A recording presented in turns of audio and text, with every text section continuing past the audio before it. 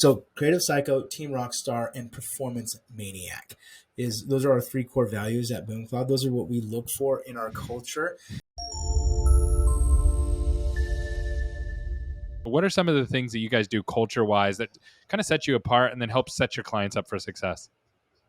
Yeah, so on a business standpoint, we use the EOS model of operations. I don't know if you're familiar with that. Yep. So I actually have a twin brother who's our chief operating officer, and he's our integrator. He makes sure we're running smooth. But in regards to culture, that's my realm. We got three core values that we look for in people. We want a creative psycho. You can see by my shirt and by my background that I'm a little crazy. No, creative psycho, meaning they put a lot of energy in being creative. That's one of our core values. We want a team rock star. So we want the team first. A lot of the times, the reasons why, people have failed both inside here at BoomCloud or even outside at other companies is because they put themselves first versus the team.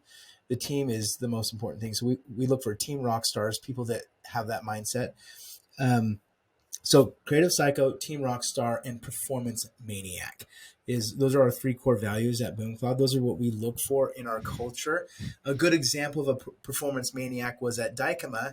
We had a terrible location. We were under the escalator. Okay. Yeah. And we could have easily sat behind the booth. We have a rule that we don't sit at their booths. We're always standing and we're proactive. But Tyson, our VP of sales, looked at the sales team, and when we first got there, he's look, we got a terrible booth, but it's up to us. We could either choose to complain about it and sit behind the booth and talk to other booths that are complaining about it, or we can take action and perform. Now we're at this event. We've got a lot of opportunities sitting in front of us, so it's your choice. What are you going to do?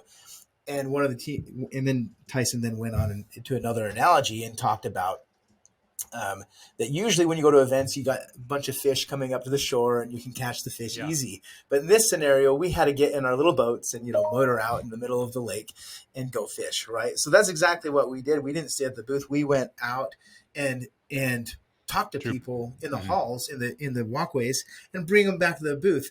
That was the most successful event that my sales team has ever done. And we were in the worst location possible. And that's what a performance maniac does. Another thing we do, that's what I look for in people, because this as much as I do.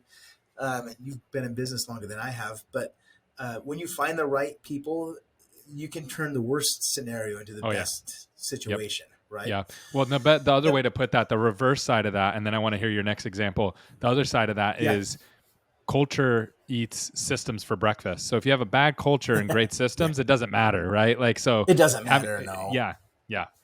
Well, because then they don't. Then if it's a bad culture, then they don't believe in the systems, and then they don't get operated, exactly right. Or you can have an amazing culture and decent systems. Then the culture is going to carry the systems a lot further. So I'm a big believer on that. But I want to hear about your other core value examples, because I love your core values. Yeah. So that's a performance maniac, creative psycho. And I'm going back at the Dykema event because I saw a lot of our core values there. Creative psycho. Okay, so here you were there.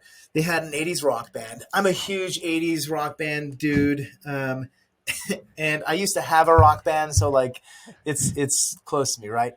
At the end of the day, they had the rock band playing and then the dance floor, right?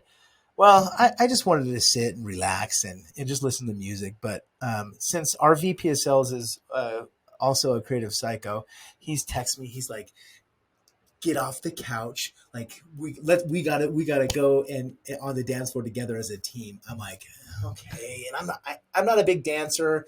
My wife, it always bothers her that I'm not a big dancer, right? I think most guys can say that. So I'm like, oh, kind of out of my comfort zone.